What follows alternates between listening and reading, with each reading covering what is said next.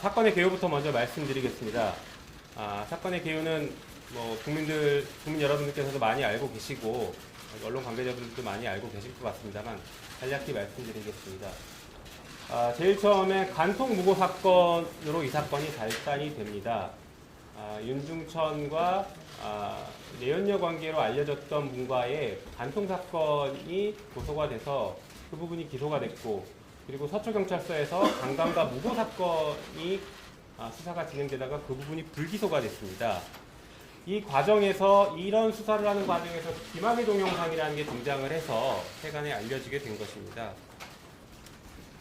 그래서 김학의 동영상과 관련해서 다시 본격적인 수사가 시작됩니다. 경찰에서는 최초에는 성폭력 범죄와 성접대 혐의까지 염두에 두고 수사를 하다가 결과적으로는 성폭력 사건으로만 송치를 하게 됩니다.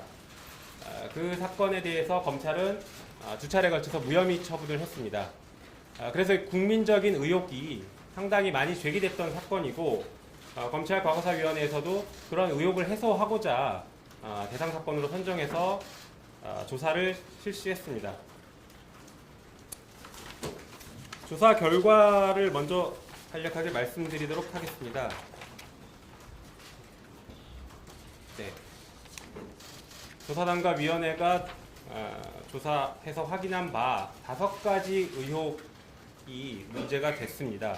첫 번째가 검찰의 부실 수사, 봐주기 수사 의혹이 있었는지, 두 번째는 검경의 부실 수사의 원인이 무엇인지, 세 번째는 원주별장을 둘러싼 성접대의 진상은 무엇인지, 네 번째, 이른바 김학의 동영상 이외에 추가 동영상 존재 가능성이라는 의혹이 제기됐고, 마지막으로는 성폭력 피해 주장 여성들의 피해가 사실인지 여부에 대한 것입니다.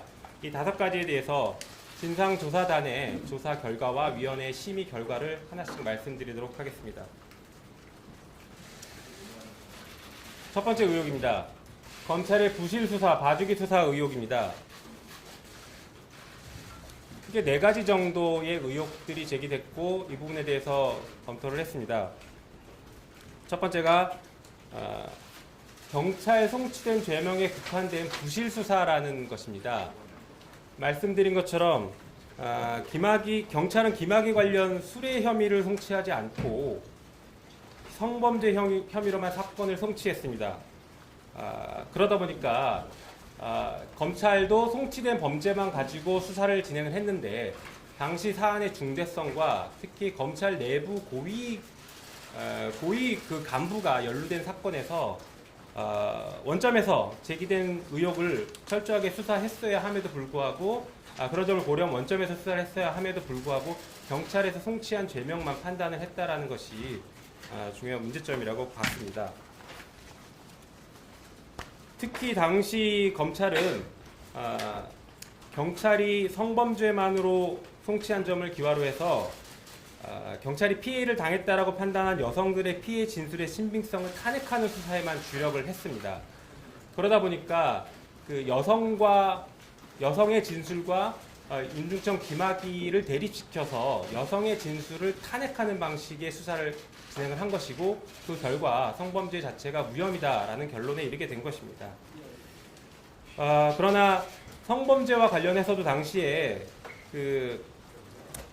검찰은 여성들의 진술의 신빙성을 탄핵하기 위해서 방대한 참고인을 소환하고 여성들 및 수사경찰관이 사용한 이메일 계정까지 압수수색하는 상당히 이율배반적인 수사를 했다라고 볼 것입니다. 다시 말해서 혐의자인 김학의와 윤중천에 대한 수사를 진행을 철저하게 했어야 되는데, 그게 아니라 여성들에 대한 수사를 하다 보니까 여성들에 대한 수사를 통해서 여성들의 진술의 신빙성을 탄핵하는 방향으로 수사를 했다라고 볼 수 있습니다. 이러한 검찰의 부실 수사가 사건의 진상을 은폐하는 결과를 초래했고, 관련자들의 처벌이 약 6년간 지체되는 중대한 결과를 야기했다라고 평가를 하고 있습니다. 그 다음에 실체적 진실 발견을 도외시한 부실 수사를 말씀드리겠습니다. 이 부분은 전현직 검찰 관계자의 의혹이 제기됐습니다. 당시 경찰 수사에서 윤중천이 만났고 친하게 지냈다라고 확인됐던 전현직 검찰 고위 간부들이 다수 확인이 됐는데, 그 부분에 대한 수사를 진행하지 않았습니다. 특히나 수사를 진행하지 않은 것일 뿐만 아니라 내부 감찰부서에 통보를 하거나 하는 적절한 조치도 전혀 취하지 않았습니다. 특히 당시에 검찰이 이렇게 수사를 했던 것들을 보면 이게 윤중천과 김학의의 관계를 넘어서 검찰 고위 관련자들에 대한 수사가 확대되는 것을 검찰이 막기 위한 것이 아니었는가 하는 강한 의심을 할 수밖에 없게 됩니다. 특히 당시에 지금 현직 변호사인데 박모 검사 같은 경우에는 윤중천과 관련해서 변호사법 위반 혐의가 있었고, 변호사법 위반 혐의라는 것은 사건 수임에 리베이트를 주고받았던 그런 정황이 경찰 수사 당시에 포착이 됐습니다. 그랬다라고 하면 당연히 검찰에서도 그 부분에 대한 수사를 진행을 했어야 하는데 그 부분에 대한 수사를 전혀 하지 않았습니다. 그래서 당시 검찰의 수사는 실체적 진실 발견을 도외시한 부실한 수사였다라고 평가를 할 만합니다. 그리고 검찰의 1차 수사팀의 봐주기 수사 정황도 존재합니다. 검찰 1차 수사팀은 송치된 윤중천의 개인 비위 혐의와 관련해서 매우 소극적이고 부실하게 수사를 해서 결국에 봐주기 수사를 했습니다. 이러한 봐주기 수사를 통해서 윤중천의 추가 폭로를 막고 혹은 윤중천을 통한 그 검찰 고위 관련자들의 추가 수사를 막기 위한 용도로 활용했던 것이 아닌가라는 강한 의심을 지울 수가 없습니다. 그 다음에 관련 사건에서 검찰권 남용 정황을 볼 수 있습니다. 저희가 최근에 무고 수사 권고를 했는데 해당 내용은 그 부분이라고 보시면 될 것 같습니다. 당시 충분히 무고 혐의가 있는, 무고 의심이 강하게 드는 부분에 대해서 검찰은 무고 수사를 진행하지 않고 무혐의 처분을 했던 것이 있어서 이 부분은 검찰권 남용이라고 평가할 수 있다고 할 것입니다.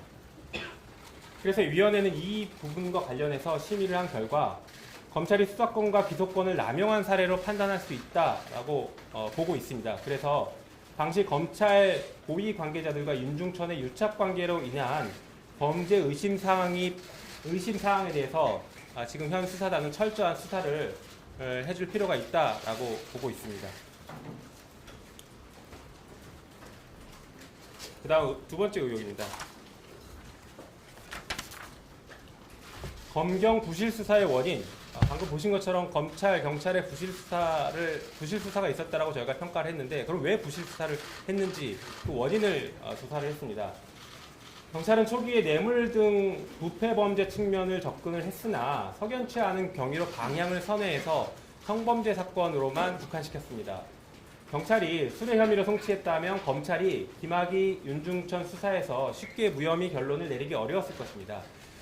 수뢰죄로 수사 방향을 결론을 내렸다라고 하면 검찰 수사는 윤중천과 김학의와의 그 일종의 싸움, 윤중천 대 김학의의 관계의 수사를 초점을 맞췄을 것이고, 그렇다라고 하면 윤중천과 김학의가 어떻게 만나게 됐고 어떤 일이 있었는지, 그리고 그 당시에 관련 검찰들은 어떤 부적절한 행동들을 했는지, 이런 것들로 수사가 확대될 가능성이 있었었는데 그렇지 못한 게 매우 아쉬운 수사 결과였다고 할 것입니다. 그래서 결국에는 경찰과 검찰 수사에서 영향을 미친 것이 결국에는 청와대라고 의심이 되고 김학의 임명 강행의 배경과도 연관성이 있는 것으로 상당한 의심을 지울 수가 없는 조사 결과였습니다. 이에 위원회는 정권 핵심 관계자들에 대한 현재 철저한 수사를 통해서 혐의자를 엄벌하고 정치 권력과의 유착 관계를 단절시키는 방안들을 논의할 필요가 있다라는 결론을 냈습니다. 다음 세 번째 의혹입니다. 원주 별장을 둘러싼 성접대의 진상 부분입니다. 이 부분 아마 관심이 많으실 것 같습니다. 이른바 윤중천의 리스트가 존재하느냐라고 볼 수 있는 부분입니다. 당시 과거 검찰과 경찰의 수사 기록에 의하면 윤중천의 전화번호부, 통화내역, 명함, 그리고 관련자 진술 등을 통해서 윤중천과 어울렸던 다수 검찰 관계자들이 확인이 됩니다. 그러나 이 부분에 대해서는 전혀 수사가 이루어지지 않았습니다. 단지 동영상에서 확인됐다라고 의혹이 제기됐던 김학의 부분에 대해서만 수사가 집중이 됐습니다. 특히 교류한 윤중천과 교류한 검찰 관계자들 중 윤중천으로부터 금품을 수수하거나 접대를 받고 부정처사로 나아간 정황이 확인된 경우가 있었습니다. 그럼에도 불구하고 이 부분에 대한 수사가 이루어지지 않았다는 것이 당시 수사의 문제점입니다.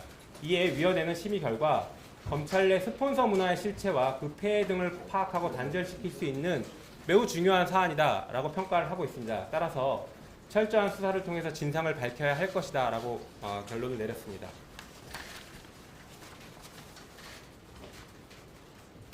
네 번째, 이른바 김학의 동영상 이외에 추가 동영상의 존재 가능성 여부입니다. 이게 결국엔 그 윤중천의 리스트와도 연결이 될 수 있을 것 같긴 한데요. 일단 저희가 확인한 바는 이렇습니다. 윤중천은 김학의 이외에도 별장 접대 또는 성관계를 가진 다수의 자에 대해서 동영상을 촬영하고 이를 은밀히 보관하고 있을 가능성을 확인했습니다. 다수의 관련자들 진술이 확인이 됐습니다. 이 동영상을 이용해서 윤중천은 다수 피해자들을 상대로 금품을 갈취하거나 차용금 상환을 유예받은 것으로 의심할 사정들이 존재합니다. 이 부분은 법적으로는 상습 공갈로 평가할 수 있을 것 같습니다.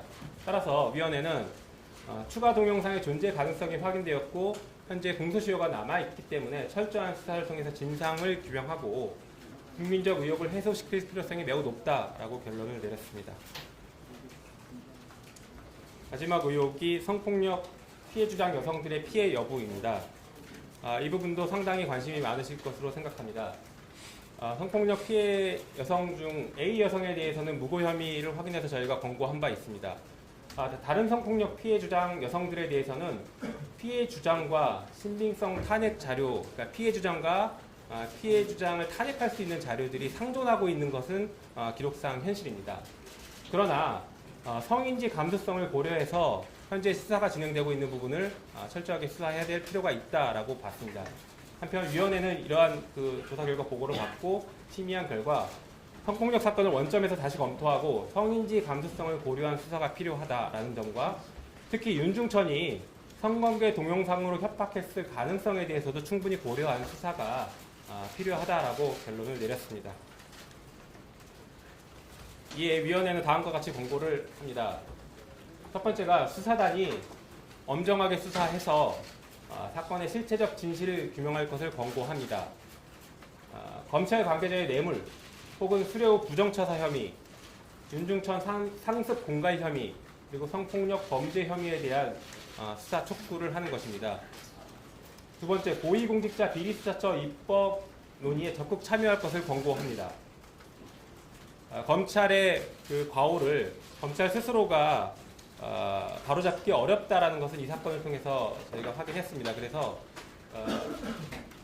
고위공직자 범죄수사처입니다. 고위공직자 범죄수사처 입법 논의가 되고 있는 것에 법무부와 검찰이 적극 협조하고 참여할 것을 권고합니다. 세 번째, 검사의 실제 책임에 부합하게 결재제도 개선 및 엄격한 사후 통제를 할 수 있도록 제도 개선을 권고합니다.